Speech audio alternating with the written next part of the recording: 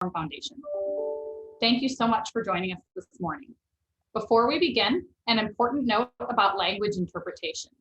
Each session of this conference will include simultaneous interpretation in English and French. Please ensure you have selected the correct language that you will listen in, either English or French. To select the appropriate language, please locate and click on the globe icon on the bottom taskbar of this window, or more if you are on a mobile device, and select either English or French. It is now my pleasure to introduce Sherry Rogie-Fidler, President and CEO of Farm Foundation, and Ted Billier, Chief Strategy Officer for the Canadian Agri-Food Policy Institute, who will offer their own welcomes as well as more information about our conference. Sherry? Great, thank you, Martha. Good morning, and thank you for joining us for this two-day virtual conference on trade and climate change.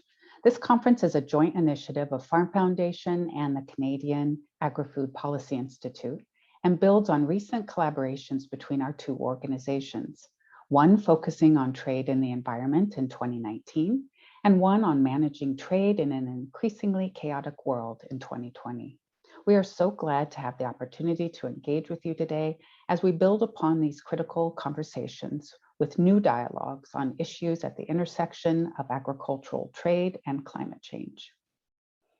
As Martha mentioned, my name is Sherry Rogie-Fidler, and I'm the President and CEO of Farm Foundation, located just outside of Chicago, Illinois. I'm also a fifth-generation farm owner-operator from Nebraska. Before we begin our conference, we would like to take a few minutes to introduce the organizations behind these dialogues. Farm Foundation is a 501c3 nonprofit working at the intersection of agriculture and society to address the challenges that affect the entire food and ag value chain. Specifically, we are an accelerator of practical solutions for agriculture, accelerating people and ideas into action. The three levers we use to accomplish this are policy, innovation, and education. Conferences such as this are just one part of our extensive program of work, which is guided by our mission to build trust and understanding at the intersection of agriculture and society, and our vision to build a future for farmers, our communities, and our world. We pursue programs and projects that align with our four strategic priorities, which you see on this slide: farmer health, digital agriculture, conservation and sustainability, and market development and access. People are at the center of everything we do as we strive to create multi-stakeholder and intergenerational collaborations on a local, national, and global scale. This conference on trade and climate change offers the opportunity for us to engage in two of our four thematic areas, with trade falling into market development and access, and climate change falling into conservation and sustainability, as well as the opportunity to collaborate with global partners like CAPI and the many national and international thought leaders we will hear from over the 2 days of this conference. You can learn more about Farm Foundation and our work by visiting our website at farmfoundation.org or connecting with us on our social media platforms. We rely on partnerships to fund our work and increase our impact. So if you're interested in learning more about funding or partnering with us, I invite you to reach out and explore collaboration. We are, of course, thrilled to be working once again with our partners at CAPI to bring you this conference. And so now I'd like to turn things over to Ted Billier to share a few comments. Ted? Thank you, Sherry. Good morning. My name is Ted Billier. I am the Chief Strategy Officer at the Canadian Agri-Food Policy Institute, or CAPI, located in Ottawa, Canada. CAPI is pleased to partner with the Farm Foundation, again on critical conversations around global agricultural trade. CAPI is an independent policy think tank, focusing solely on the agri-food sector, bringing insight, evidence, and creative solutions to agri-food policymakers by creating venues like this for critical conversations, explaining research results to a broader audience, and being a connector between those who have creative ideas to contribute and those who are making impactful policy decisions. You can learn more about the work CAPI is doing through our website or social media platforms. There are many ways to support the work of CAPI, and we are actively seeking funding partners on our work going forward. If you're interested in learning more or want to get in touch, please visit the CAPI website to reach out and start the conversation. We are pleased to host this two-day conference with 6 panels of excellent speakers from around the world, with diverse backgrounds to engage in critical conversations about topics at the intersection of global agriculture, trade, and climate change. Day 1 will begin with a focus on climate change policies and their impacts on agriculture production and trade. Session 1, Equitable Climate Actions, will look at the border carbon adjustment as a mechanism for leveling the playing field and reducing carbon leakage when different climate change policies across countries impact a country's competitiveness. Session 2, Climate Actions and Competitiveness, will look at the impacts of country-specific climate change policies on agricultural production, trade, global food security, and competitiveness. The findings of a recent ERS study analyzing the impacts of the EU Green New Deal on these issues will help set the stage of this session. In session 3, and our final session for day 1, Asia-Pacific Perspectives, panelists will discuss what challenges and opportunities they foresee given new and evolving standards and expectations for factoring climate change into trade agreements while ensuring food security. Thank you again for joining us for what I am sure will be a thought-provoking conference. With that, I will ask Martha to return to share some helpful meeting logistics. Martha. Thank you, Ted and Sherry. As we get underway with our programming, I'd like to highlight a few reminders and helpful tips for getting the most out of our time together over the next few days. The Event Hub is your starting point for all sessions. You will likely be asked to log into the Event Hub each day using your email and password, just as you did to get here this morning. Once you're in the Event Hub, you will see a list of each day's sessions. Click the blue View Session button next to each session to join it. And remember, you must join each session individually. When one session ends, you must exit that session, go back to the Event Hub, and click the View Session button for the next session you want to join. We are very excited to have a suite of tools and technologies available to help this meeting feel as interactive as possible. We encourage you to use the Q&A function within each session that allows you to ask questions of the presenters. Our virtual networking lounge will be open throughout the day for both days of the conference and can be used for small group conversations and discussions. To join the networking lounge, join from the Event Hub as you will every other session by clicking the blue View Session button. Please be advised that the networking lounge is not tablet compatible. This means if you are using an iPad for the rest of the meeting, you will need to switch to a desktop, laptop, or phone to join the networking lounge. When you enter the networking lounge for the first time, you will be asked to input your name and email address. As long as you use the same device throughout the meeting, you will only have to do this once. Once you are in the networking lounge, you can join a virtual table to informally chat with others. There is a help desk in the bottom right corner of the screen that you can go to if you need any assistance in the lounge. Additionally, if you need assistance throughout the conference, you can email events@farmfoundation.org. Finally, if you are posting on social media during the event, please tag your posts with #FFCAPI. As a reminder on the schedule, all times listed on the agenda are in Central Daylight Time. Today's sessions end at 4:15 p.m. though the networking lounge will remain open until 5 p.m. Now it's time to get the conference sessions underway. For those who may have joined a bit late this morning, an important note about language interpretation that you'll hear many times throughout this conference. Each session of this conference will include simultaneous interpretation in English and French. Please ensure you have selected the correct language that you will listen in, either English or French.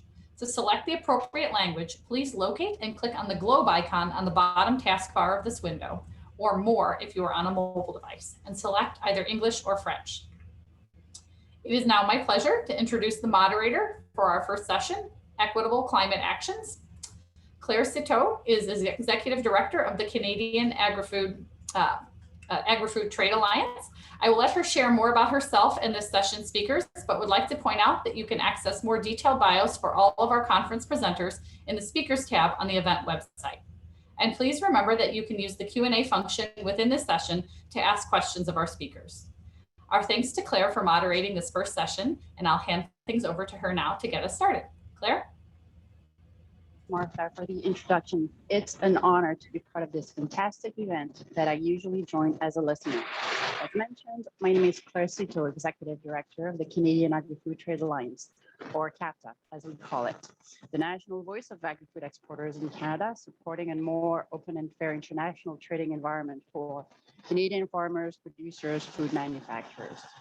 While CAFTA doesn't have an official view on the topics discussed today, of course, our members follow closely the issues of sustainability, carbon border adjustments, and related policies in the context of a global trading environment where climate change policies have become increasingly ambitious and diverse among international players. For a sector that is doing business in every corner of the globe, it's important to pay attention to what our trading partners, customers, and competitors are doing policy-wise and how that might impact our own trade. So if you're from the agri-food world and you're listening today, you obviously see good reason to become better informed about the issues today discussed.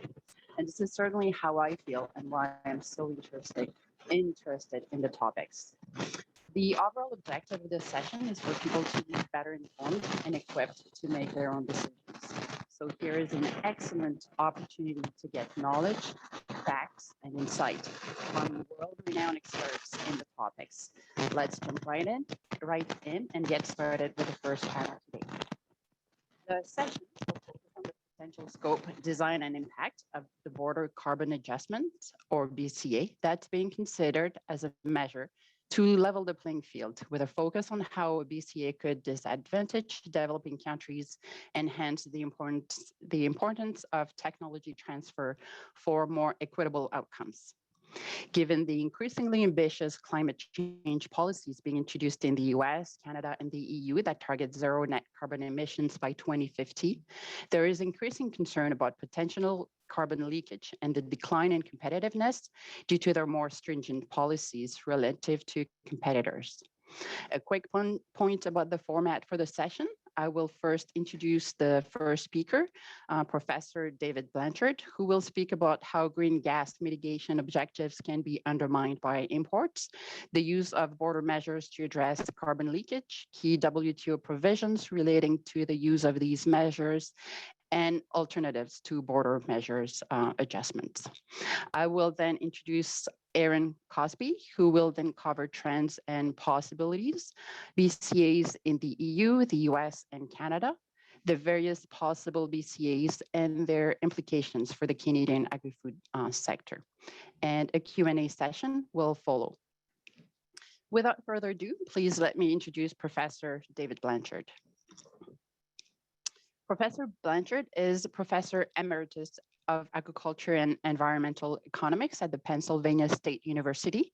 And before that, he was head of division in the Directorate for Trade and Agriculture at the OECD and a professor of agriculture economics at Cornell University. I invite you to read through his bio for more on his career that covered a large number of areas, including international trade and trade policy, agriculture and environmental policy. He's authored a number of papers for the FAO, OECD, World Bank, a number of international institutions as well. He's also written books, including WTO Disciplines on Agriculture Support, Seeking a Fair Basis for Trade, Global Challenges for Future Food and Agriculture Policies, and Current Issues in Agriculture and Trade Policy. Certainly, lots of insights that Professor Blanchard can share with us today. And with this, David, we look forward to your presentation, please. Thank you very much, Claire, and thank you also very much to the Farm Foundation and the Canadian Agri-Food Policy Institute for inviting me to participate in a debate and a dialogue on some very important issues. So if we can put my slides up, right.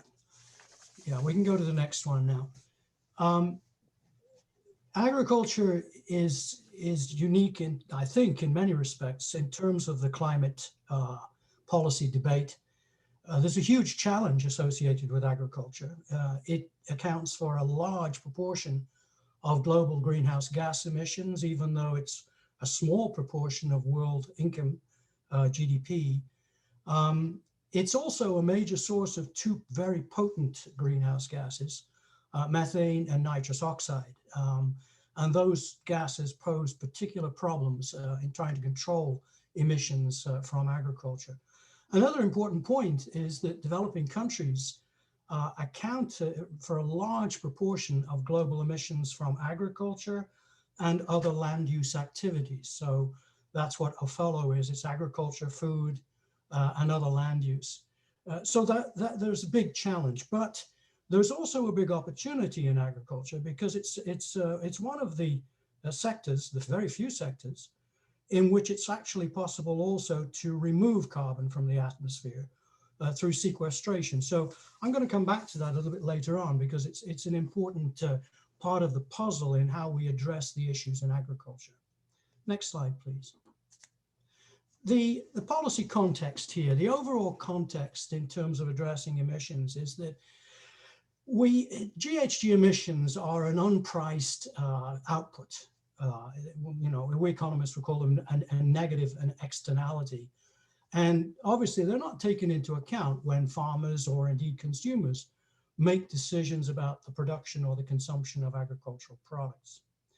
Under the Paris Climate Agreement, there's no global price for GHG emissions. Economists, of course, would say that, well, if we price these, if we actually factored those into the production and consumption decisions, then we would address a lot of the problems. We wouldn't totally eliminate them, but we would certainly go a long way in dealing with the fact these emissions are not priced. So if we don't have this global price, there is a possibility, of course, that we could have efforts to reduce emissions in a particular country being undermined by imports if other countries don't include the price of emissions in their export prices. So I'm going to focus primarily on the use of border measures in general to limit imports of commodities that could undermine these domestic emission reduction objectives. And as Claire has mentioned, a major issue is whether such measures are consistent with obligations under existing international trade disciplines in the WTO. Now, a little bit of a health warning here. I'm not a lawyer. I'm an economist. And the legal logic that's often applied to these trade policy issues is very different than the economic logic that we apply. So I'll make a few brief observations about disciplines in WTO, but I'm not going to get into a lot of detail about them because really, to be honest with you, there's a lot of legal unknowns about what's involved here. Next slide, please. Now, being an economist, of course, I have to show a few diagrams. I've tried to keep these relatively simple, but I need them to illustrate some very important issues. In this one, the top two panels show what's in a very simple form, what might be going on in the production of a particular commodity. On the top left, we've got a domestic market in which supply does not meet demand. So on the right-hand top panel, we've got imports. That's the international trade part of this. Now in the bottom part, and this is where things get interesting, what I've done is to put in some emissions relationships relating both to domestic production and to the traded good, the imports. And these are particular assumptions, they're simplifications, they don't necessarily have to apply, but I think they get an important question here. In the bottom left, we're looking at the domestic production. And what we're assuming in this particular case, that emissions increase more than proportionally in line with production. So this is a relatively high emitting good, whatever it is. And as you can see, that's why that red line that's down there is tilted more towards the horizontal axis. If it was at 45 degrees, there'd be an equal relationship between production and emissions. On the bottom right, we've got a couple of possible relationships with emissions in terms of imports. The bottom one, the steep line, is the case in which imports are highly emissions intensive. So they're actually giving off more greenhouse gases per unit of production than the domestic product. All right, that's obviously bad news for global emissions, if you think about it. On the top line, which is more towards the horizontal axis, then imports are giving less emissions per unit of production, which is obviously a much better situation in terms of global emissions. Next slide, please. So the big question, of course, is, well, what are the options for trying to address GHG emissions in general, and in particular in agriculture? Well, one thing, of course, we could do is let's internalize the costs, the emissions costs.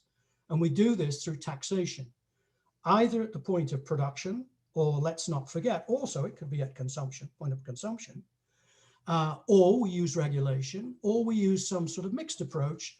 And the most popular one that's used here is cap and trade, where we cap the total volume emissions, but we allow emitters to trade permits essentially between them. A second thing we could do is to provide financial support for the development and adoption of low emission production practices, or to promote the consumption of low emission products. So this ranges all the way from support for research and development on low emissions output, extension activities for farmers, all the way up to using some types of consumption subsidies even for low emission consumption. And then the final thing, which we shouldn't forget because it's very important, is we can try to change behavior.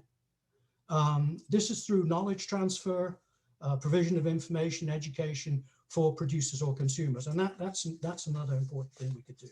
Next slide, please.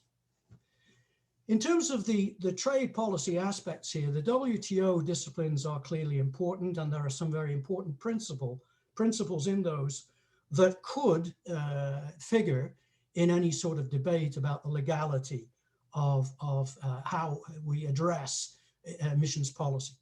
A couple are highlighted here: the non-discrimination between products, products that are viewed to be basically similar, regardless of their emissions content, would be like products. So it doesn't really matter what the emissions involved, for example, in the production of beef.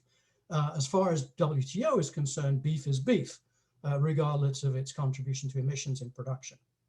The second thing is that we're not supposed to discriminate between domestic and foreign products through internal taxation and regulation. So those are pretty important when you start to think about using border measures to change the relationship between imports and domestic production. Now, there is a very important article in the GATT, Article 20, that does permit some exceptions. In other words, we can use trade measures, and they're outlined here. And people have said, well, maybe we could get special exemptions for the use, for example, of border measures to limit high emitting imports using Article 20. Again, I'm not a lawyer, so I won't actually comment on that, but it's clearly an issue. So let's go to the next one. Next slide, please. An even more complicated diagram, but this is very, very important. What I'm doing here is in the top left-hand panel, we're putting a tax on domestic production in order to internalize emissions costs. What that does is it moves the domestic supply curve to the left. It increases production costs. And so we get lower supply at any particular price because of the higher cost. On the right-hand side, we're looking at what the implications of that would be for the international market. And we've got a constant world price, importers are importing at this constant price. What the tax domestically does is it shifts the demand for imports to the right, so that you can see that ED curve shifts to ED prime, because of course domestic demand has not been changed by the domestic emissions tax. It's only production that's been changed. So let's look at the bottom two panels here, in which we're looking at the potential implications in terms of emissions. First of all, the bottom left one. The fact that we're reducing domestic output of this product contributes to mitigation, right? We're having less emissions, as you can see, from E0 to E1. But what happens on the import side? Well, the question there, of course, is what is the emissions intensity of imports? If we are looking at very high emitting imports, that's the red line down at the bottom here, then clearly that's pretty bad news, because what we're doing is we're replacing lower emissions domestic production by higher emissions imports. On the other hand, suppose the imports are actually lower emitting than the domestic product. That's the green line up above. Then, okay, imports are increasing. And so in a way, we could say, well, there's carbon leakage. You know, imports are going up and there are emissions associated with those. There's carbon leakage. But there's a very important difference here. In the case in which high emissions domestic production are replaced by lower emission imports, then what we're actually having is leakage is leading to carbon reallocation. That's very important. We're actually saying, yes, imports go up. There are emissions associated with those, but we're not actually having full leakage in the sense. We're having a reallocation towards lower emitting sources of products. So let's go to the next slide. So if we look at this leakage question, the fact that imports will change, the first point that I'd like to make is that if we're dealing with a switch to lower emission imports, then that presumably contributes to global mitigation objectives. We would, if we restrict them, we would actually increase domestic and global emissions, and that would undermine carbon reallocation. That was also shown on the previous slide, that domestic production increases if we restrict the imports. The second point is that differential tariffs, if we could use differential tariffs or import regulations based on emissions intensity, then that might very well be challenged in the WTO as being discriminatory or against GATT rules, absent some sort of exemption under Article 20.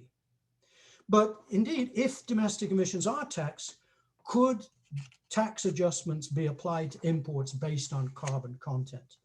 Let's go to the next slide. This is where we get to the border carbon adjustments, or BCAs. Again, this is a pretty complicated slide. I apologize for that, but these are rather complicated issues. What I'm showing here is that we're going to impose a border carbon tax adjustment, and that will raise the import price, okay? So imports will be taxed based on their carbon content. And this could lead to different outcomes for exporters. And I've shown a couple of extremes here. We've got two suppliers to this country in this commodity.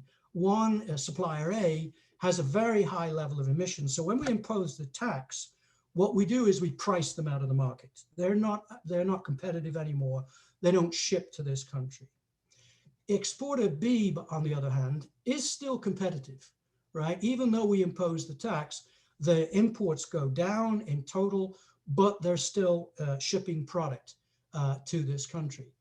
What are the outcomes of this? Well, as you see in the bottom part, we are preventing carbon misallocation by keeping out the high emitting imports. We're getting some of the carbon reallocation by allowing the lower emitting imports. But on the other hand, we're getting smaller domestic mitigation because we're not getting the same fall in domestic output. So this is the sort of the logic that we would see by applying a border carbon adjustment. Next slide, please. Now, I think a very important point, though, is that I'd like to make is this. Okay, we could see that you could use a border carbon adjustment to reduce some of the distortions that might result from trade in terms of emissions. But are we really getting at the essence of the problem here? All right. Now, what I've done here is to look at a couple of activities, or three activities actually, and what the implications of changing those activities would be through internalizing emissions costs. All right.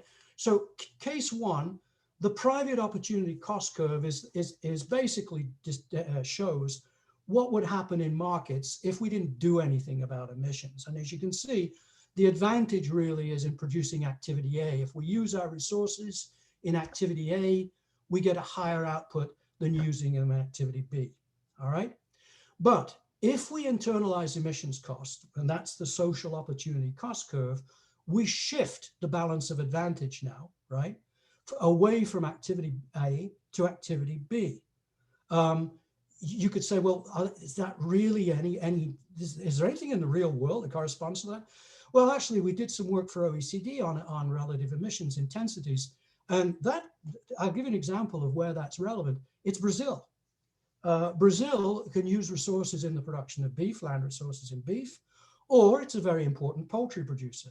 Its relative emissions intensity advantage is in poultry. It's not in beef. So that would say, well, if Brazil shifted resources out of beef production into poultry production, we'd actually be better off globally in terms of emissions. Now let's look at case 2. This is where the uniqueness of agriculture comes in. What we've done in case 2 is to say, well, suppose we've got an activity C that not only does it reduce emissions when we internalize the emissions cost, but we can actually eliminate some emissions, in other words, sequester some carbon. That's what the green line on here does. Now you could say, well, wait a minute, how could that possibly be relevant? Again, let's go back to Brazil. Suppose Brazil shifted resources out of beef production and instead moved that land into sequestration activities, like trees, for example, right? Trees fix carbon, remove carbon from the atmosphere. That would actually be a major contribution to global mitigation because we would be reallocating resources in a climate-friendly way. Next slide, please. So why did I show these two slides, these two cases? Well, the basic point here is if we're going to minimize global emissions, we're going to have to shift the global pattern of production in individual products based on comparative advantage in which emissions are taken into account. The cost of emissions are taken into account.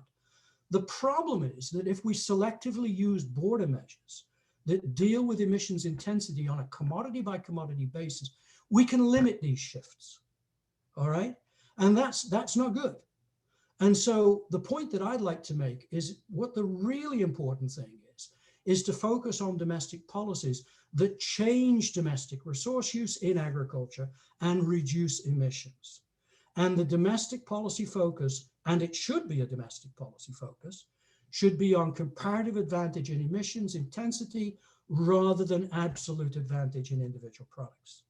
Next slide, please. Okay, so going back to trade, key trade policy issues, lack of a global carbon price really poses problems. Use of border measures based on imports with different carbon footprints may raise problems of WTO compliance, but there is an issue, which I've already highlighted, that products with different carbon footprints are not like products in terms of their implications for climate change. And so countries within the WTO may be interested or willing to create special exemptions, for example, under GATT 20, and that would allow us to address potential distortions that might result from high emissions imports. Next slide, please. But before I finish, I would actually like to say, look, if trade policy is not the answer, what sorts of things should we be doing in order to address the global emissions problem in agriculture? Number one, research and development and innovation. Absolutely critical. Why? Because it can increase productivity and reduce the emissions intensity of production. Absolutely important. If I had $10 billion in R&D public funds, I'd want to allocate at least $8 billion to emissions reducing innovations. That would be my number one priority. Carbon footprint labeling. Yes, we could do this based on life cycle analysis. Won't get into the details. The International Standards Organization is working on this issue. And this could intensify global mitigation if consumers are sensitive to climate issues and they respond not only to the prices of products, but to their carbon intensity, as revealed by labeling, then that could have a major factor in changing total emissions. Third, environmental provisions in regional trade agreements. Now, I don't think these have been used to date, particularly in this area, but they could be. You know, we could tailor these agreements with regulations or reductions, tariff reductions that favor trade in low emitting products, for example. That's, in other words, for example, cut tariffs on poultry products more than you cut tariffs on beef. That's an example. The final one, technological transfer and special and differential treatment. This is particularly important for developing countries in order to shift the focus to low carbon production in developing countries and low carbon trade. Next slide, please. So I think I'm pretty much on time with my presentation. These are my final points. First point, climate policies that may seem to be okay, make a lot of sense from a national perspective, may not make sense from the perspective of reducing global emissions. Second point, technical and legal issues make it complicated to reconcile climate policy and trade policy. The potential for conflict in policies and between countries over these policies is very high. Third point, in general, global mitigation and indeed adaptation to climate change, which is something we haven't talked about, is facilitated by freer trade. But national policies in dealing with emissions need to be consistent with that facilitating role. And final point, if you haven't got it already, then I'm just going to make it one more time.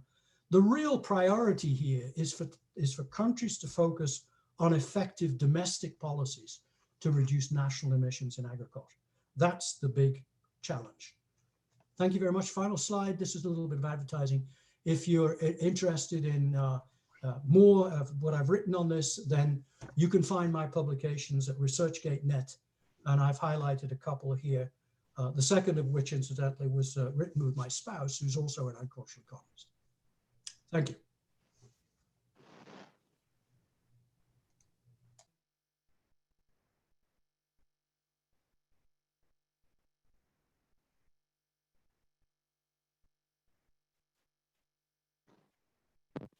Receiving some questions for you, which we'll address in the Q&A.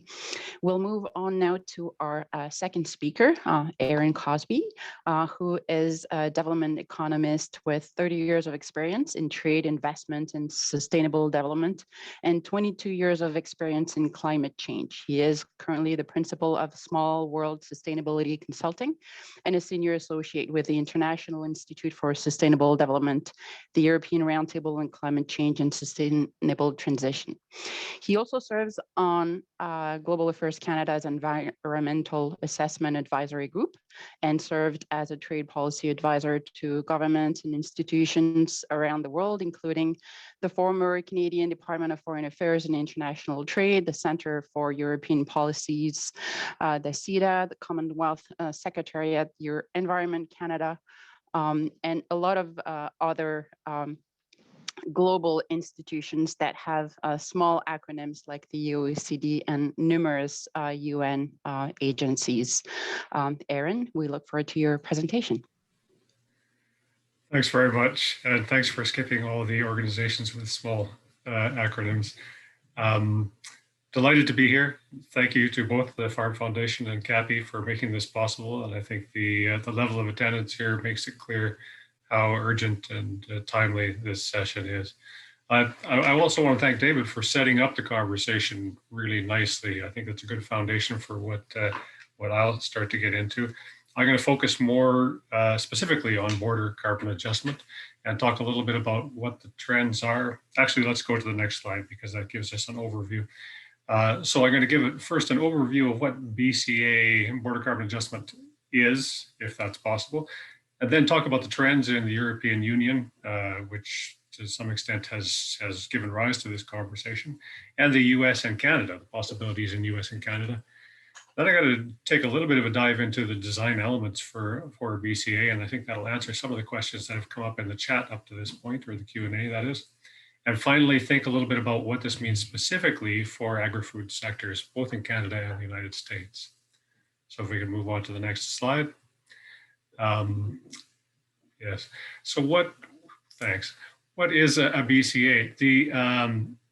The easy definition is it's a border charge, and it tries to make up for the fact that foreign products have not experienced the same costs under climate legislation that domestic products have. So if we have a carbon tax in our domestic legislation, we don't want, we may have imports coming from products that haven't experienced that the same carbon tax. You could also think about a BCA making a rebate of those charges at the border for exports. What's the point of a BCA? There are a lot of potential objectives to a border carbon adjustment. The first one is preventing leakage. In other words, David talked a little bit about leakage. Leakage is when your domestic legislation, your carbon tax, your emissions trading system results in actually higher emissions outside of your jurisdiction.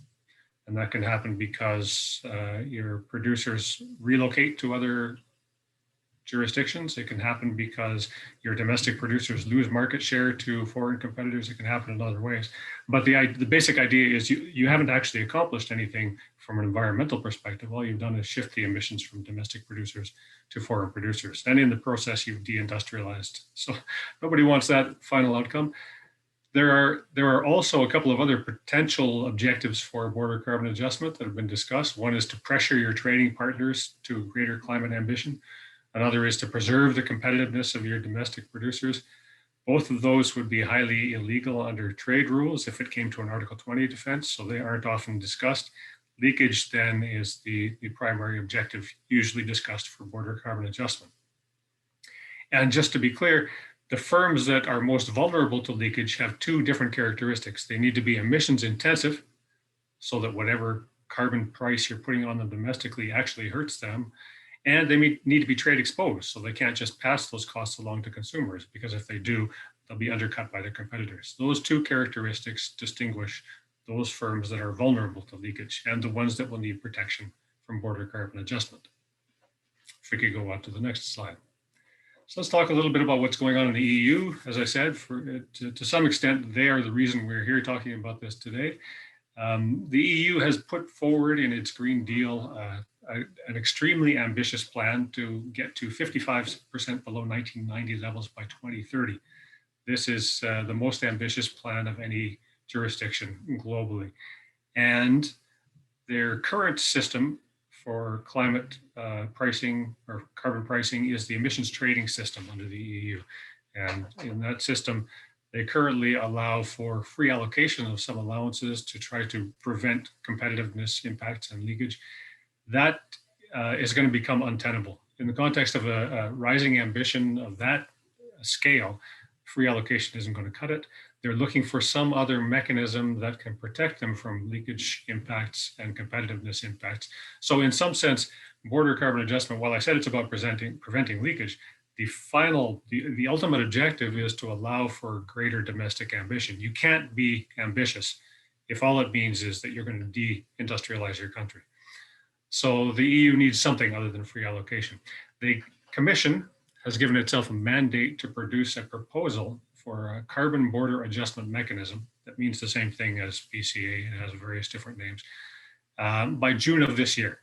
And that proposal will come as a group of 13 other proposals on the carbon or the climate plank of the EU Green Deal, a package called Fit for 55. Anyway, that'll be put on the table as of June this year. So that's a hot topic. At that point, the process looks something like this. That proposal will need approval from the European Parliament and from the Council. When that happens, it will be, and we fully expect it to happen, the system will probably be put in place by 2023. That's the target date anyway. I shouldn't say probably, it may be later than that. And the probability is we won't look at a fully fledged system originally. In the first instance, it will probably start with a multi-year pilot phase, just covering a few sectors.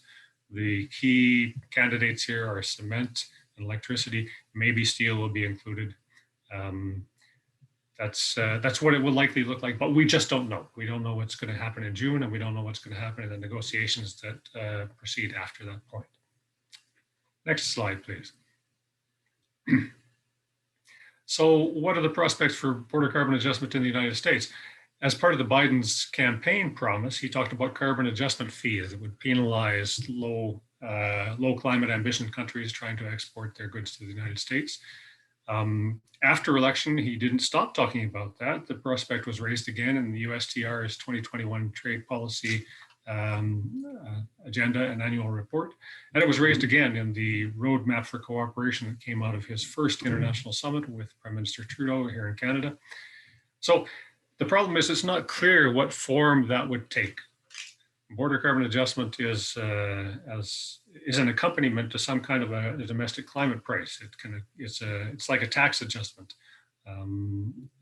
similar to a VAT, but you need an underlying tax to do an adjustment. There is no carbon price in the United States that you could be adjusting for. And most agree that there is very little prospect that the United States will anytime soon adopt a carbon tax or a cap and trade system, although there are many proposals to do so. So what kind of a form could a border carbon adjustment take in the United States? Again, it's not clear. One possibility is Section 232 tariffs based on national security considerations. And you'll probably be familiar with the tariffs that the Trump administration imposed on aluminum and steel and instigated other investigations on during its tenure. For which there are still tariffs in place, 25% tariffs on steel and aluminum for many of the US's trading partners. So the US could say climate change is a national security issue. In fact, the Pentagon has said that, and it was said in Biden's executive orders. And therefore, on the basis of that national security issue, we need to put in place tariffs on certain countries. It's a very fraught issue. And we can get into it if you like in the Q&A, but the idea of doing this faces some severe methodological questions and would be politically explosive. But it's a likely issue. They'll do something, and we're not sure what it is, but that's a possibility. Next slide, please. What are the prospects for border carbon adjustment in Canada? In Canada, like in the United States, this issue has been raised many times. It was mentioned in the 2020 Fall Economic Statement. It was mentioned in the Strengthened Climate Plan, which is Canada's new grand strategy for dealing with climate change that includes carbon pricing. It was mentioned, as I said, in the cooperation roadmap that came out of the Biden-Trudeau summit. The feds at this point in Canada are preoccupied with carbon pricing. And they haven't yet turned their attention to border carbon adjustment. They are, of course, busy doing background studies on the impacts of border carbon adjustment. So it's part of their analysis and thinking, but they have only really started that thinking, that thought process. They're not very advanced on these questions. The underlying problem is Canada, like the EU, has adopted a very ambitious climate agenda. We will see carbon prices of $170 Canadian a ton by 2030. And in the context of that kind of ambition, again, you need something to protect your domestic producers from leakage and competitiveness impacts. It may be that we do see some sort of a border carbon adjustment mechanism, and it may, if we do, it will probably accompany our existing output-based pricing system. That's the carbon pricing system that Canada has imposed on its heavy industry, its high emitters. If we could go to the next slide, please. I want to talk a little bit about what, to some extent, I got to apologize for not doing this first. What is a BCA? So when we talk about a BCA, that's a little bit misleading. BCA is less like a single instrument than it is like a decision tree.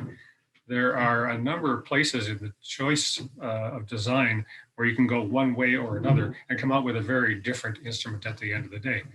That makes it actually, frankly, impossible to talk about a BCA in general. Its legality under the WTO, its effectiveness at preventing leakage, its effectiveness at protecting competitiveness, without actually assuming something about its design. So let's go through what that design looks like. First of all, the policy mechanism. So what carbon policies are you adjusting for? Is it a carbon tax? Is it a cap and trade system? Is it some kind of a hybrid with like the Canadian system where we have output-based pricing and output-based allocation? The border carbon adjustment has to be an accompaniment. It's not a standalone instrument. It has to be an accompaniment to some kind of a domestic policy. Secondly, what trade flows are you going to cover?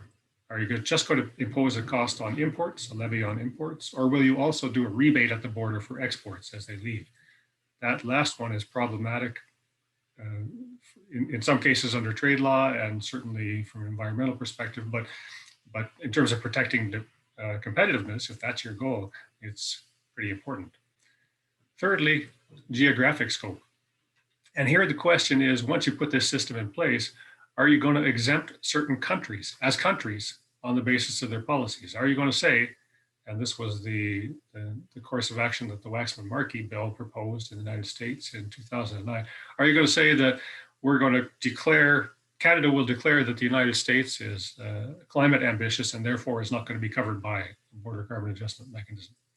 Or are you not going to have any kind of exceptions like that at all? Fourth, under sectoral scope, what sectors are going to be covered? And this isn't just a question of the broad sectoral coverage. So typically when we talk about border carbon adjustment, there's a dirty dozen usual suspects. You've got steel, you got cement, you got aluminum, you got nitrate fertilizers, fuels, sometimes electricity, cement, pulp and paper. So it's not just about the broad sectoral coverage, it's also about how far down the value chain do you go in those sectors. So some of those sectors have very long and complex downstream value chains, chemicals, for example, steel, for example. So where do you stop the coverage of the border carbon adjustment mechanism? If you just cast it at steel upstream, then you're just shifting the risk of leakage down to those people that are producing steel pipes and flat road steel. The next question is emission scope. And some of the questions in the chat asked, well, are we talking about covering emissions from transport as well? So there are direct emissions. That's the emissions that are produced just at the point of the producer. So within a farm operation, it's the farm gate.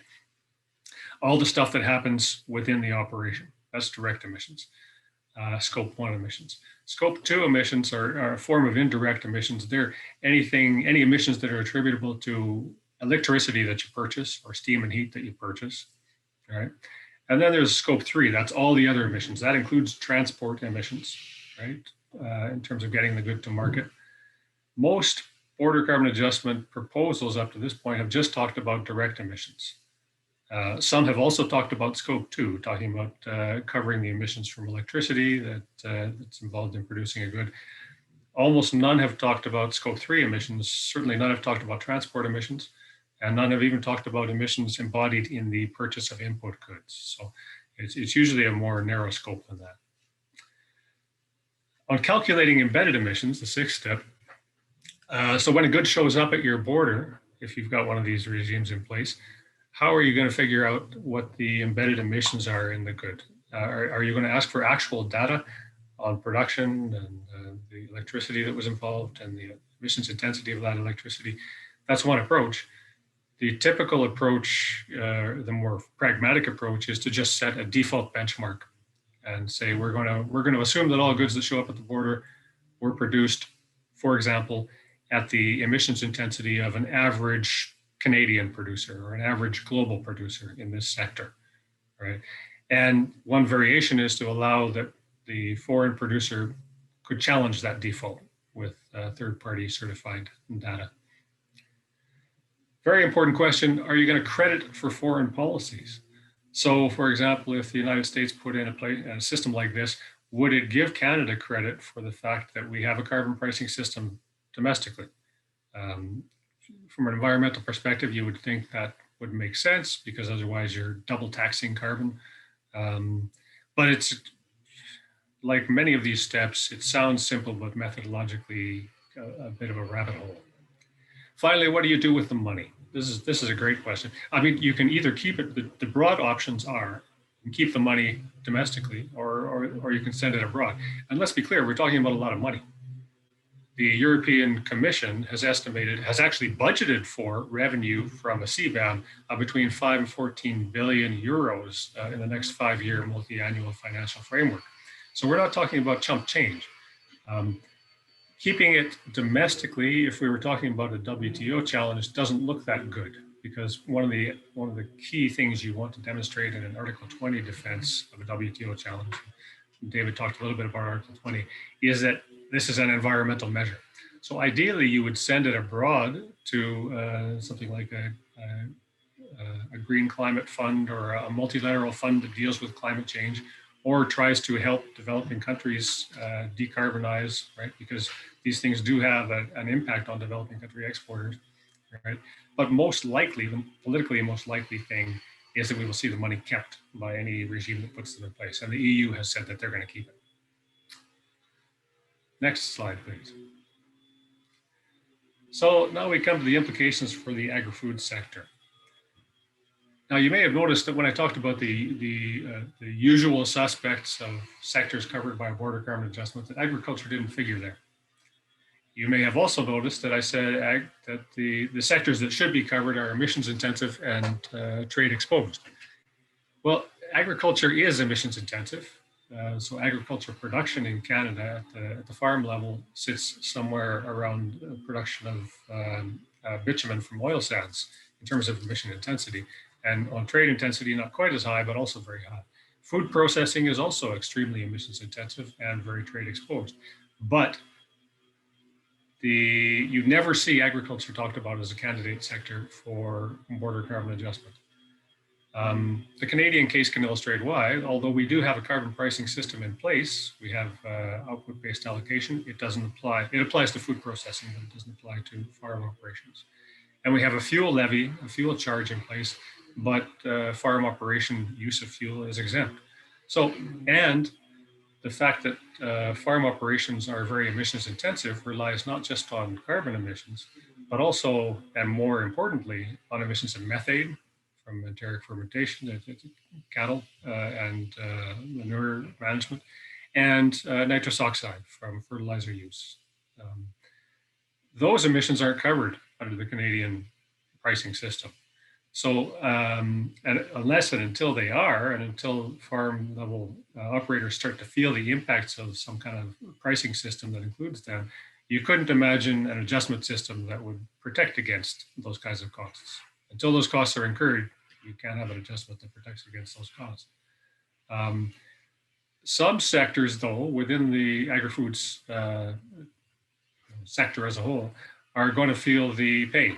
At the carbon prices of $170 a ton, even if you don't pay for your methane emissions, even if you don't pay for your own nitrous oxide emissions, you are using fertilizer as an operator, and that fertilizer plant will have been paying the levies and will be subject to carbon pricing. So costs of fertilizer are going to go up. You do have to transport your goods. If you're a grain farmer on the prairies, you've got to ship it by rail to the coast. Cost of transport is going to go up. So, you know, and food processors are going to be are energy users, and they're also users of the inputs from basic producers who are going to feel those costs. The costs get passed down the line. So when carbon costs get to $170 a ton, there is some exposure. There will not probably be protection, however. So the bottom line, you know, if I was a Canadian agricultural producer, I would be madly figuring out what my exposure is, and you know, in what parts of the value chain it rests, so that when the Canadian government comes out and says, we want to consult with you about carbon pricing, and we want to you know, propose a regime that protects domestic producers, I would have ready for them an answer that says, okay, here's how the agri-food system in Canada is exposed to carbon pricing, is exposed to leakage as a result of carbon pricing, and here's how I propose it might be protected going forward. And to be clear, and this is a nice closer, I'm not suggesting that border carbon adjustment is the only mechanism that countries can use to protect against leakage impacts and competitiveness impacts. There's a whole tool chest out there, and I think it's foolish to propose border carbon adjustment as the only protective tool of that type. But it's certainly going to be one tool used going forward. The European Union is going to use it. Canada and the US are considering it. And so while this is not an immediate need, it is best to be prepared, because in the context of greater ambition in Canada and in the United States, it's worth thinking about where those vulnerabilities lie and how we can deal with them. Thanks very much. I think that runs me out of time and runs me out of presentation. So look forward to the discussion going forward from here. Thank you, Aaron, for sharing these insights and your knowledge and all of these facts. There is certainly a lot to take in here. And I took also that there's also some unknowns given the politics involved. And I particularly certainly appreciated the comparisons of where the US, EU, and Canada are at on these issues. This brings us to the Q&A session, the portion of the event today. I do see that we've received a few questions, so let's get started with these if you allow me. The first question will be for you, Aaron. Could BCAs or other carbon pricing policies be tied to a global minimum corporate tax, like the one proposed by Secretary Janet Yellen and the Biden administration? So a border carbon adjustment, like any tax adjustment, has to be based on some policy. So think about value-added tax. It's imposed on your domestic producers.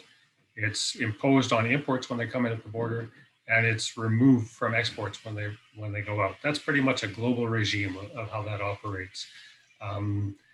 The problem with trying to tie a border carbon adjustment to a global minimum corporate tax is that underlying corporate tax has nothing to do with climate. So, I mean, you could tie a tax adjustment system to the global minimum corporate tax, but that's some other animal. It's not a border carbon adjustment. It's just basically border tax adjustment, which is a legal instrument under the WTO, and we use it right now for value-added tax. So it could be done, but we're talking about a different animal there. And please, Professor Blanchard, feel free to jump in as well here if you'd like. Just to make Our second question. Sure. Yeah, just to make one observation. Aaron did mention the border tax adjustment, which is used to essentially to eliminate the competitive disadvantage that might be created by having a domestic tax, an excise tax, a VAT or whatever. He also mentioned in his presentation that, when you do that, could that be applied in the case of carbon taxation? And I think it would be a very sticky issue, because think about it. You're imposing a tax domestically on carbon because it contributes to climate change, essentially. But then you rebate the tax on exports. If I was another country and looking at that, I would say, wait a minute, this looks a bit like carbon dumping to me, that you're basically making an incentive to export while you're trying to internalize the cost domestically. So I think that's a pretty tricky thing to look at. And actually, the other thing is that it's a problem with this stuff is that suppose we actually taxed at the point of consumption, right?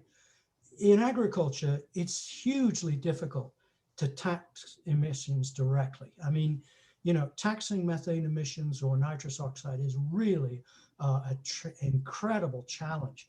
So suppose we tax consumption, right? Some countries have actually been talking about this, although they're not doing much about it.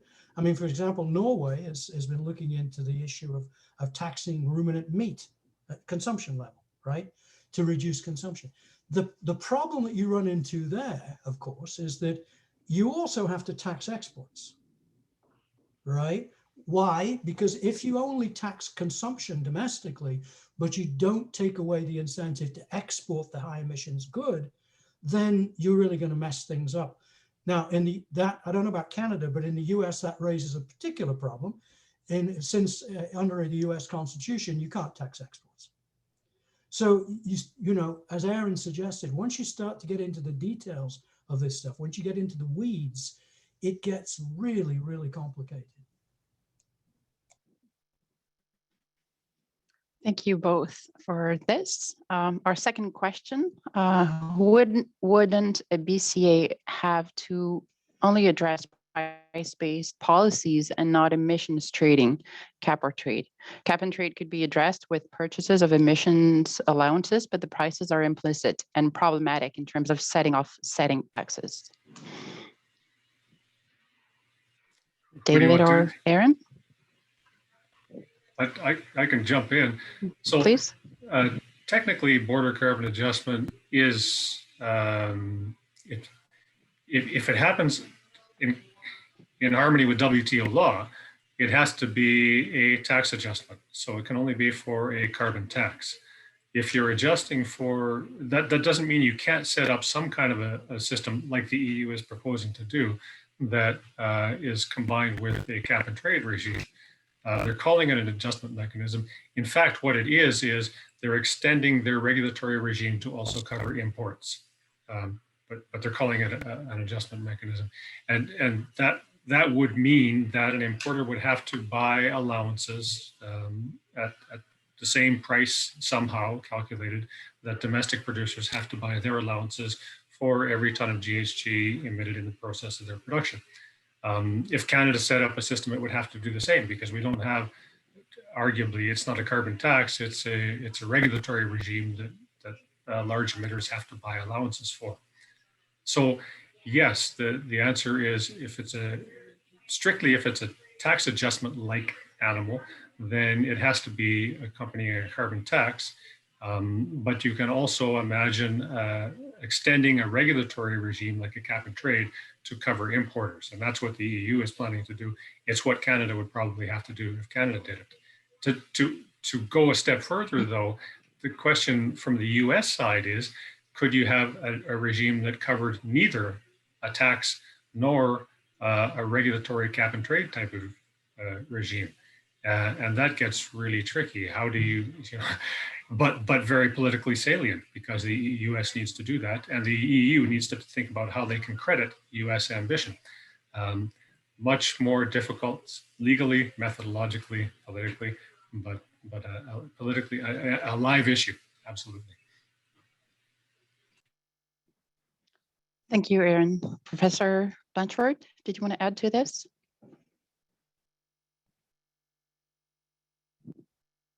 Yes, just very brief. The thing that strikes to mind here, and Aaron mentioned this about, I'm not going to get into whether or not a particular approach is legal under the GATT, but looking at it from an economic perspective,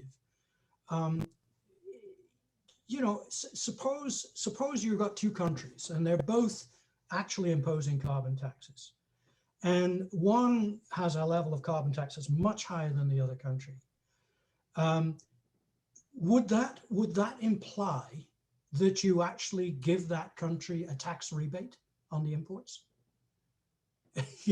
Because if they're applying, let's say, a $200 tax, which is going into their export price, but they're still competitive at that price, and you're imposing a $100 tax on domestic production, well, actually, they're being penalized because they're being more aggressive in carbon pricing than you are. And Aaron did mention the fact that, maybe you could get credits for the level of ambition you have. That's true. But in this particular case, I'm wondering, I don't think politically this would go down very well because you'd be telling your domestic producers, well, you're not doing enough. And these guys are doing a lot more than you. So we give them credit for that. This raises it's just another one of the operational problems that you run into with this stuff. Thank you both for this. Question for Aaron. I think you made a reference to $170 per ton in your presentation. The question is, where does it come from? Yeah, I'm sorry. I rushed through a lot of stuff, assuming, if I had a couple of hours, I'd make a more thorough presentation. So this comes from the Canada's Greenhouse Gas Pollution Pricing Act. This is the strengthened climate plan that the government put into law late last year.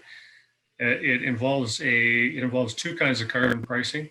One is a fuel charge on all kinds of any kind of fossil fuel, which is basically a carbon tax on fossil fuels. As I said, so there are some exemptions, and farm use is one of those exemptions. And it also involves demanding that large emitters submit or compensate for their emissions, but they also get some free allowances.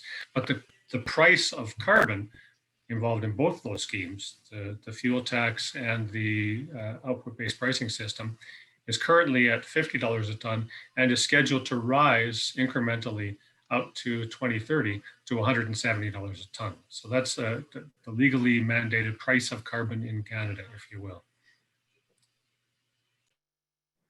All right, thank you, Aaron.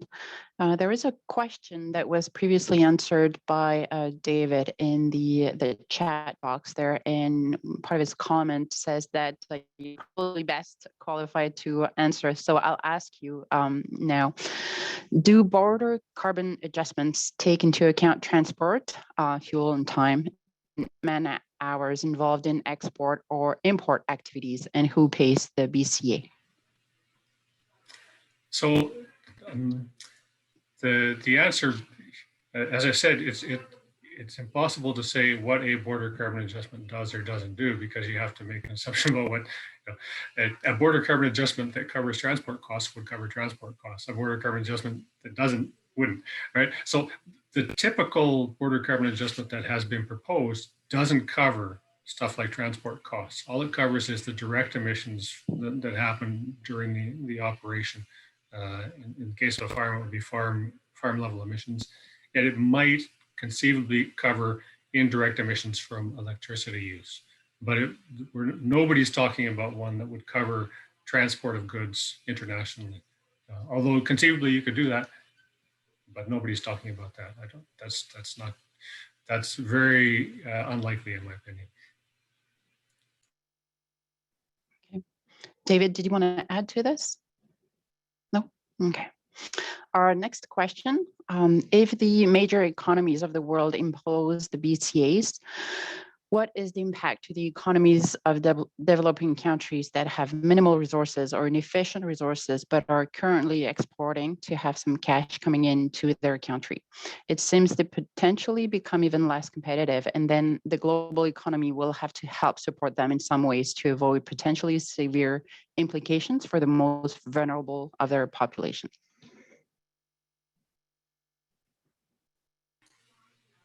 Professor Blanchard or Aaron? Oh, Aaron, you go ahead. Well, yeah, this is a problem, and the empirical studies that have been done to try to figure out the incidence of an instrument like this have all come back and said the major impact is going to come from developing country exporters. And in developing countries, agriculture, in many developing countries, agriculture is a backbone of the domestic economy, not only in terms of GDP, which doesn't really express the importance, but in terms of labor. You have so many people employed in the agriculture sector in developing countries, and the idea of putting an instrument like this in place that basically penalizes their exports seems unfair, because number one, those countries have done the least to contribute to climate change in the first place. And number two, are going to feel the major effects of climate change in a way that's much more acute than we're going to feel them, just because they're located in the tropics. That's just the physical reality of it. So the first part of the answer to the question is yes, you will see major impacts on people that don't deserve to feel those impacts. But the second part of the question is, what do you do about that? Because at the same time, if the EU, for example, doesn't take ambitious action on climate change, then and other industrialized countries don't, then they're ignoring their commitments under the Paris Agreement to be leaders on climate action. And in order to take ambitious action, they have to somehow protect themselves from deindustrializing and experiencing leakage. So you got this conundrum. How do you deal with that? Well, one way to deal with it, there are ways you can tweak the basic instrument. You could say you're going to not cover least developed countries. For example, you could afford them non-coverage. You could also say that you're going to send the money to some kind of a fund that helps in adaptation in developing countries, that kind of thing. There are ways to tweak it. However, let me come back to I don't think this instrument will ever cover agricultural goods. So while it would be extremely unfair, while it would be very unfair for border carbon adjustment to cover agricultural goods coming from developing countries, I don't think that will ever happen. It will cover other exports from developing countries though. But if you look at the list of likely subject sectors, that is steel, aluminum, cement, chemicals, petrochemicals, nitrate fertilizers, pulp and paper, those are major export staples of most developing countries. The real pain to most developing country exporters is probably a carbon price on oil, not the border carbon adjustment that would protect against competitiveness impacts. Yeah, if I could just say something about this issue, I agree with Aaron that agriculture is not likely to be covered directly. The issue here, though, is an important one in terms of how do we move developing countries from high emitting activities to lower emitting activities? What do we do there? And in some of the work that we did for OECD, we showed that, in many developing countries, it's really a productivity question. Productivity in agriculture, even though it's a hugely important sector, is low.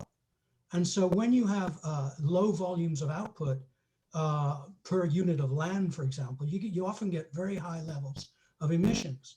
So the key issue here really is, how do we help developing countries to transition to lower emitting technologies?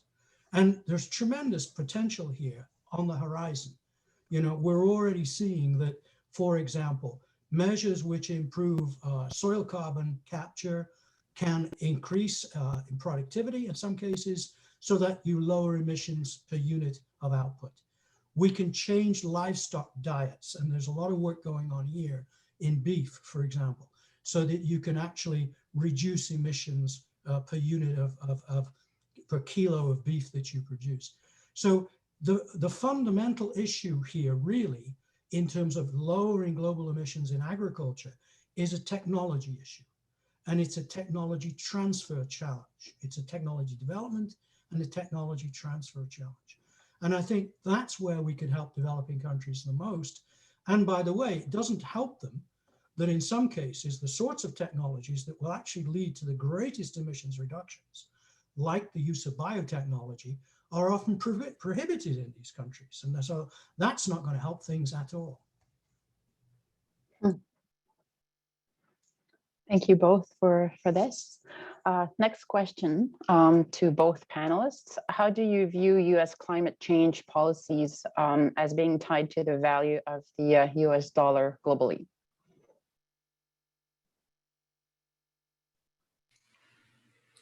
I don't actually understand the question. Maybe David, you do.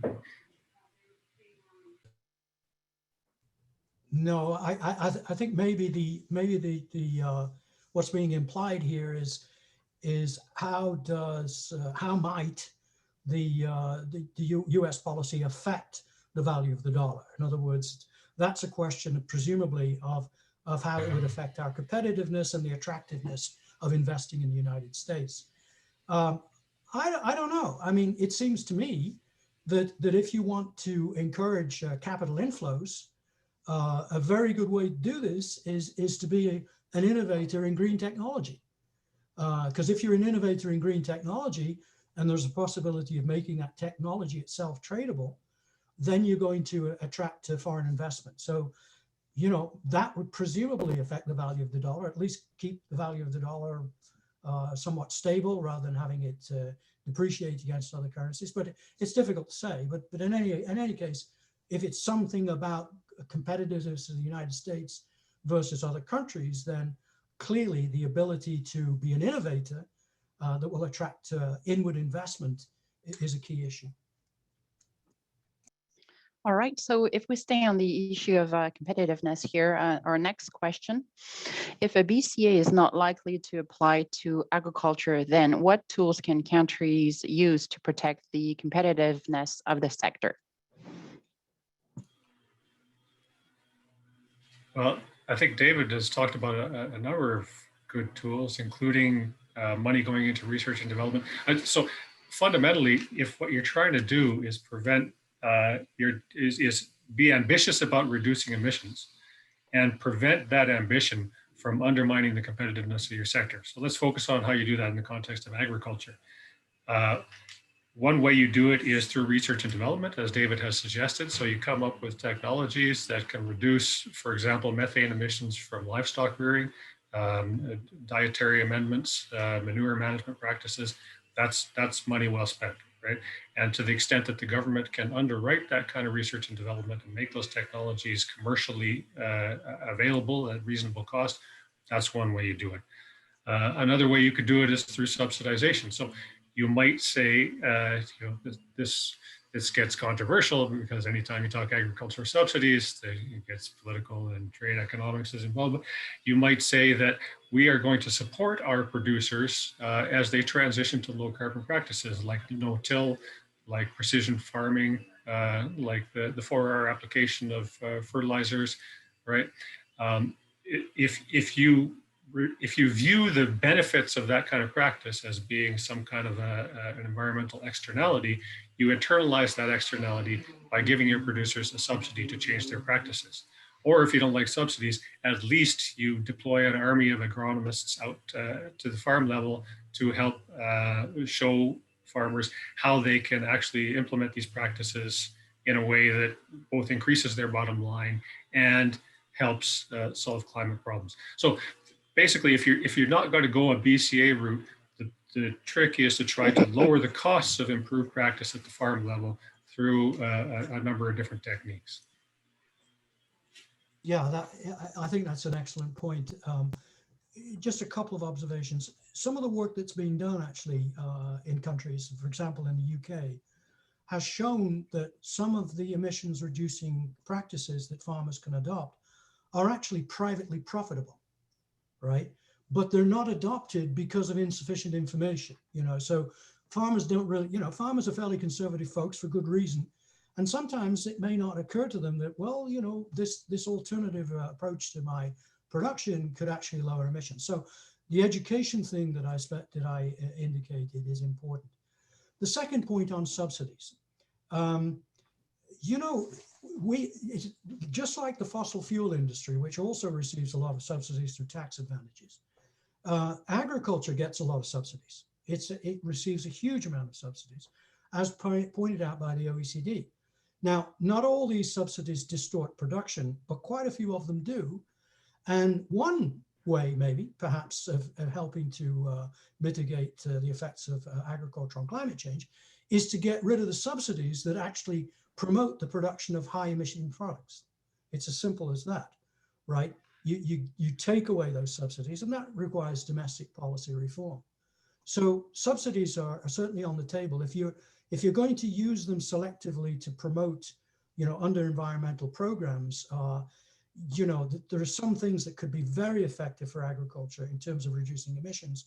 One of them would be to expand the sorts of programs that we have in the US under what we call conservation reserve, which is to take land that's currently, let's say, in the production for beef cattle and move it into much lower emitting activities, including trees, for example, planting of trees. So there's a lot of stuff that we can do here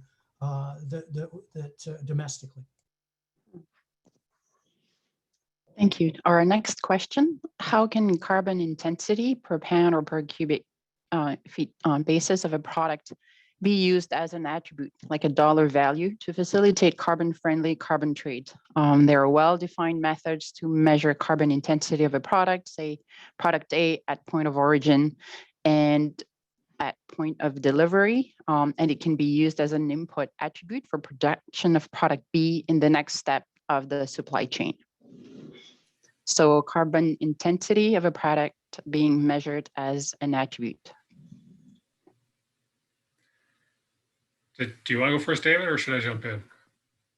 All right, so yes, we have, there are all kinds of good protocols for measuring the carbon intensity of a product. You got the greenhouse gas recording protocol, you got ISO protocols. It can be done. A couple of things about that though. One is difficult. And number two, so if we're talking about doing this as part of a border carbon adjustment, or if we're talking about doing this as a condition for trade in some way, whether it's a border carbon adjustment or something else, you're basically asking the exporter to undertake a great deal of work and cost that they would not normally undertake. Most countries don't have reporting systems for the kind of carbon reporting we're talking about. Canada does, the US does, the European Union does, but most countries don't. So you're asking them to undertake all this, and incidentally, you're asking them to probably third-party certify it, right? So number one, it's a huge cost. Number two, methodologically, not so simple. You got to go product by product, shipment by shipment.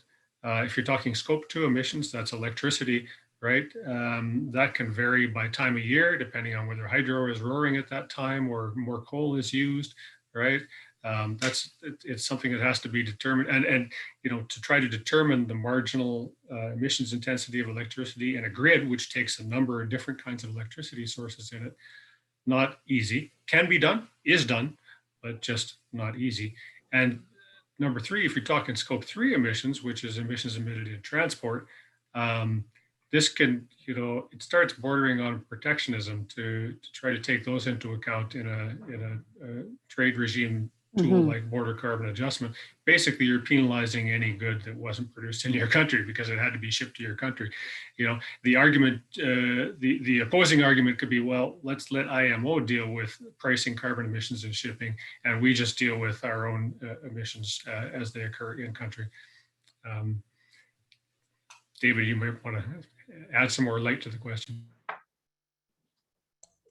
No, I think one thing to point out, yeah, we can measure Aaron is right. We can certainly measure the emissions intensity at various levels. It's not easy. It can be done. The point that I would make though is this, that remember the competitiveness, international competitiveness, even if we had taxes on emissions, wouldn't be solely determined by that, right? I mean, there is a competitiveness for an individual country, an individual product, depends on its productivity, the use of the resources that it has, and so on and so forth. So even if you were to impose a carbon tax, it doesn't necessarily mean that you're going to shut out those imports. You may very well have those imports because the exporter has a possibility of adjusting other costs of production to offset the tax. And we've seen this to some extent with the Trump era tariffs, right?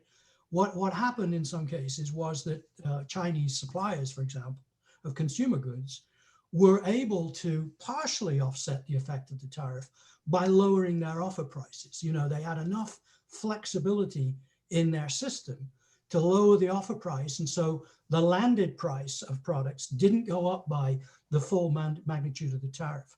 So we have to bear that in mind too.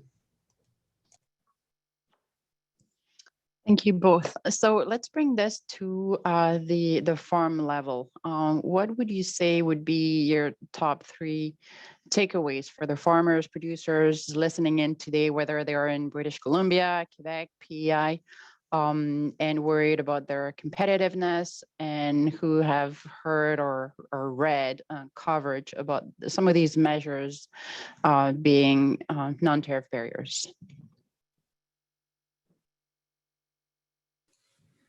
Well, let's go first on this one. I mean, I could jump in with the caveat that my background knowledge on trade and climate is a lot better than my background knowledge on agriculture. Okay, I didn't grow. I'm not a 3rd generation farmer. I'm a policy geek, right? But so if you want my opinion, at the farm level, what matters here, whether you're in Canada or the United States, is what kind of policies you want organizations like CAPI to argue for on your behalf. You know, so should CAPI and the Farm Foundation be trying to get the government to cover you under a border carbon adjustment? Probably not. But then what should they be doing to protect your competitiveness and try to ramp up climate ambition in your sector? And I think we suggested some of the ways that could happen. That is through farm level support at best management practices. It is through, encouraging research and development of the technologies that can help you decarbonize. It's through basic education about the benefits that David spoke about, where you can improve your carbon performance at the same time as improving your bottom line. Cover cropping, no till, right? These are 4R application. These are practices that don't just deal with the climate crisis. They also make your farm level viability a lot better, right? So the basic takeaway for me is figure out what your vulnerabilities look like as we head into a scenario in Canada of $170 a ton, and in the US of whatever that ambition looks like, and figure out where your ability to protect your competitiveness lies in that context. And for my opinion, it doesn't lie in border carbon adjustment. It lies in those kinds of programs that are going to make find those sweet spots where you can both improve your own bottom line and make contributions to climate change mitigation and adaptation at the farm level. I haven't even talked about adaptation, but yeah. David is somebody that knows more about agriculture than I do. Can probably flesh that out better. Well, I think for not knowing much about agriculture, Aaron, you made some very good points there. The one thing that I would say is this, that looking forward, and the EU has shown this in some graphics. If you go through from 2030, 40, 50, the likelihood is that agriculture is going to be the largest single emitting sector in the economy, right? I mean, if we solve the transportation stuff and we actually get emissions reduced in the high emitting industries, then agricultural emissions are going to become a larger and larger proportion of the total emissions. So I think the first thing for farmers to realize is they have got to be on board with anything that they can do to reduce emissions intensity in agriculture. They don't want to be opposing it. They should be supporting it. And as Aaron has said, a lot of the things that can be done, like, for example, precision agriculture, in which we carefully control the application of fertilizer, it isn't just going to reduce nitrous oxide emissions to the atmosphere. It's also probably going to improve water quality. So you're going to have multiple environmental benefits, and farmers need to be able to push the agenda towards more environmentally friendly technologies, the generation of those technologies, and the adoption of those technologies. I think this is the key. Don't fight this stuff. Line up behind it and use it to your advantage. I think that would be my number one message. Thank you. Thank you for this. Another question from a participant who would be interested in comments about how these potential tools feed into the global need to increase food production to meet feed a population of 10 billion people. We need to produce more food while at the same time improving environmental performances and carbon management. Who wants to take this one? Yeah, actually, we looked at this issue in a great deal of depth in the study that we did for OECD on mitigation, which was on my last slide, and which you can find either through OECD or through the website. I think the basic story here is this: there is no conflict between increasing productivity in agriculture when we do that in an emissions-friendly way, through technologies that reduce emissions. There is no conflict there with food security, right? I mean, this may well mean that within individual countries, there's going to have to be a shift in resources from the production of some products towards the production of others. And that can create challenges. It can create adjustment challenges.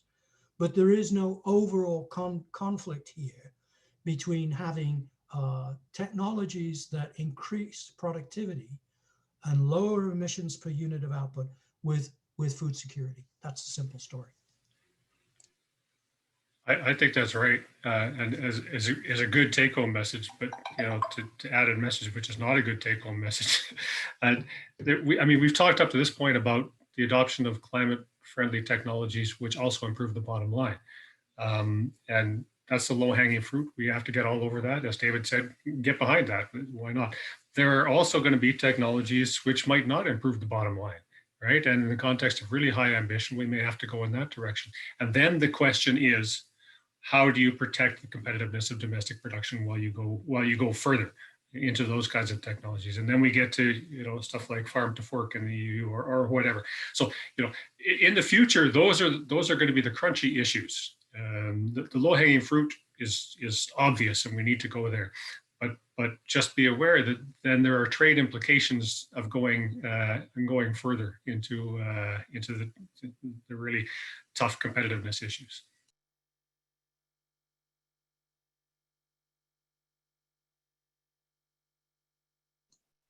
Thank you. Our next question. Is there a window of opportunity opened by the COVID crisis in which countries would agree to set a minimal production and distribution standards, which would then be conducive to include the climate issue? In other words, shaping a worldwide pact on sustainable food production and trade.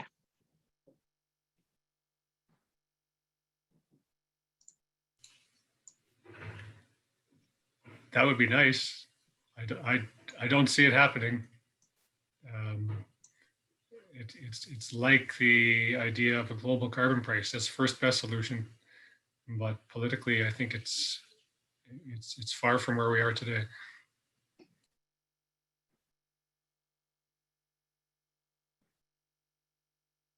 David, did you want to add to this? No? All right.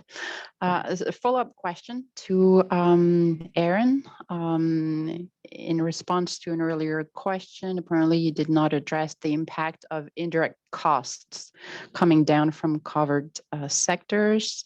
Farmers are and have adopted many things already with no help. When global companies leave Canada for other locations, in particular reference to fertilizer production. This makes farmers less competitive again. How do you prepare for the indirect issues?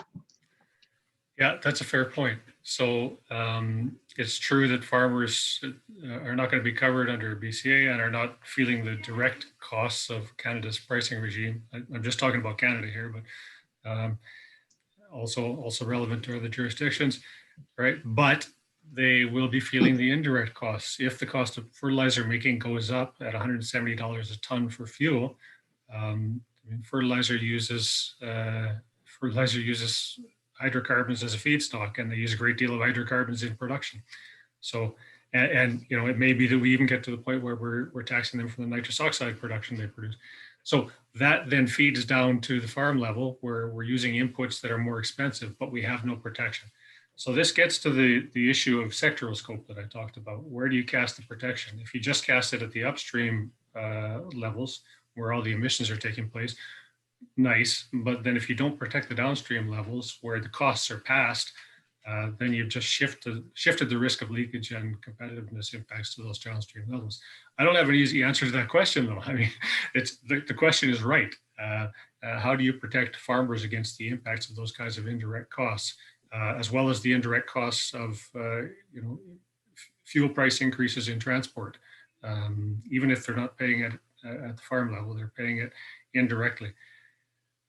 I don't know how you do that. The European Union has a system of compensation for indirect costs from electricity for some of their major producers. It's a regime that tries to take into account these kinds of impacts. It's not a perfect system and it's a controversial system, but in the context of high ambition, maybe we should be looking at those kinds of mechanisms for compensating for indirect costs. Yeah, I think we are in agreement that the way things stand, agriculture is not going to be taxed directly for its emissions. It's too complicated and it's fraught with all sorts of difficulties. We want agriculture to adjust to low emissions output, right? We want them to be able to reduce emissions from production. And a necessary part of that, of course, is really to internalize the cost of carbon. So when we talk about changes in indirect costs, what we're saying is, well, some of the costs of carbon have been internalized, right? If the price of fertilizer goes up because there's a tax on fertilizer production, then what we should expect, of course, is that farmers will economize on the use of fertilizer. And I've already said that there are ways in which that can be done through changes in technology. The other thing that we should be aware of is this. USDA did some interesting studies during the oil crises. When we had very large increases in oil costs. And what they found was that US farmers were very adept at finding ways to economize on the use of petroleum, through increasing efficiency. So, okay, you have a tax on fertilizer, but what does that do?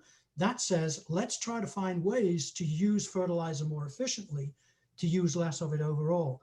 One thing on the fertilizer taxation that I do find problematic, however, is this. We're taxing inorganic fertilizers, right? But farmers also use organic fertilizers. So what does that do? That shifts the advantage at the farm level in using organic fertilizers from inorganics, because the organics are not taxed. And that's a problem because there's pretty good evidence that organic fertilization, simply going out and spreading manure on the farmland, is not the greatest way either to protect water quality or to lower emissions. So that's an issue that, it's an unintended consequence of increasing the indirect costs on inorganic fertilizers.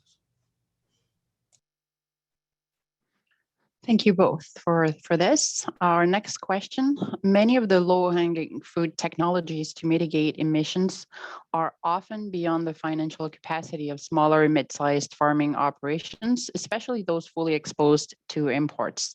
Will this speed the rate of consolidation in the sectors? Well, it might, yes, it might. However, Aaron talked about the use of, I won't call them subsidies, I will say financial assistance for adjusting.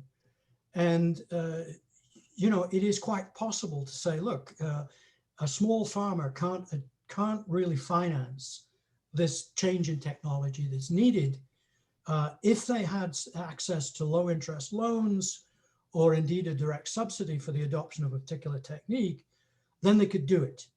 So I would think it would be very useful, in fact, very, very, very useful, to take a close look at the financial capabilities of different types of farms to make the investments and the adjustments that are needed, and where we see that we could really make a difference, let's say on smaller farms or farms producing certain commodities, let's use targeted assistance to help those people, because I think that would be a very efficient use of our money.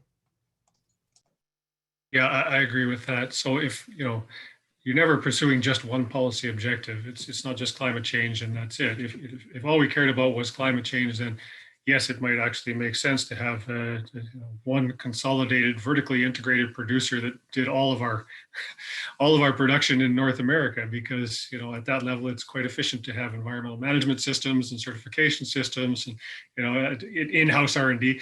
But that's not our only policy objective, right? We care about family level farms. We care about the viability of small agriculture.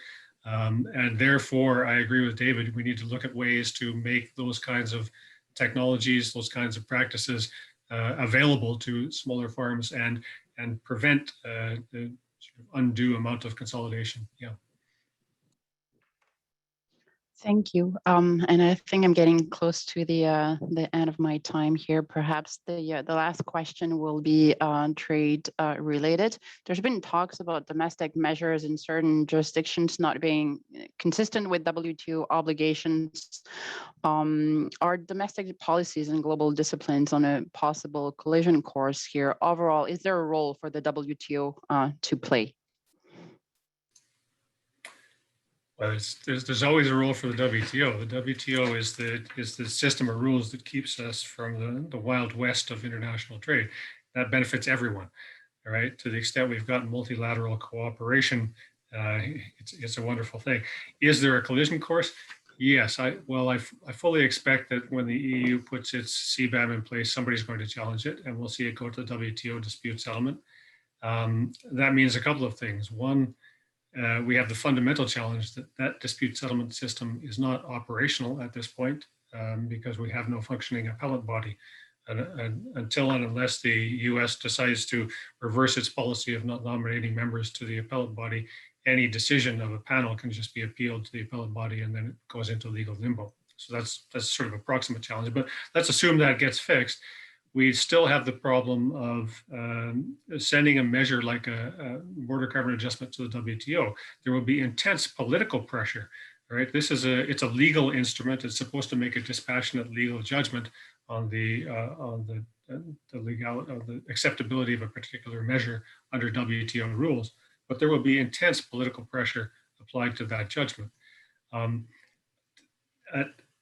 It won't be a good thing for the multilateral system. It will provoke something like a backlash, no matter how it's decided.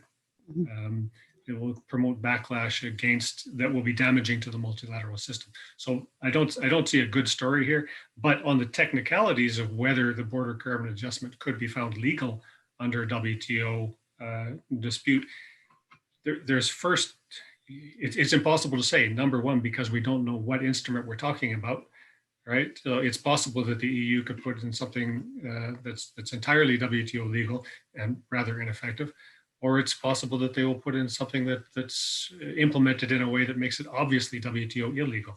We just don't know yet. That's one. And two, there is no jurisprudence in WTO law. There's case law, and it's taken into consideration as they deliberate on the merits of a particular case, but we just don't know how they will rule. And the appellate body in the past has surprised us a few times in how they've interpreted things. So as to whether it's going to pass muster under WTO, we just can't say at this point for a number of reasons.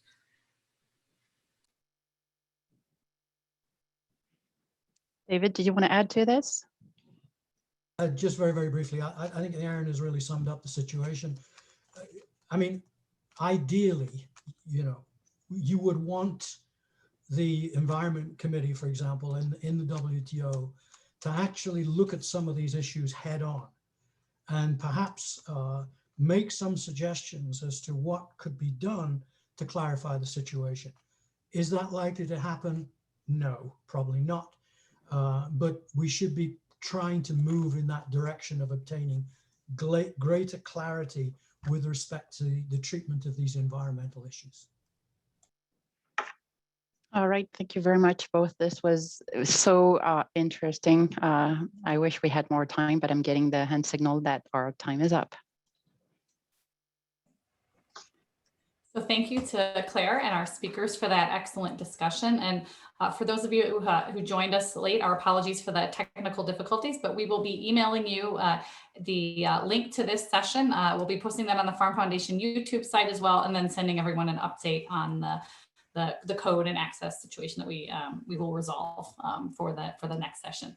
A reminder that the networking lounge is open and is a great way to continue the dialogue in between sessions. So remember to join the next session, session 2 at 1:00 p.m. Central Time, using the blue View Session button from the Event Hub. So we will see you then. Thanks everyone.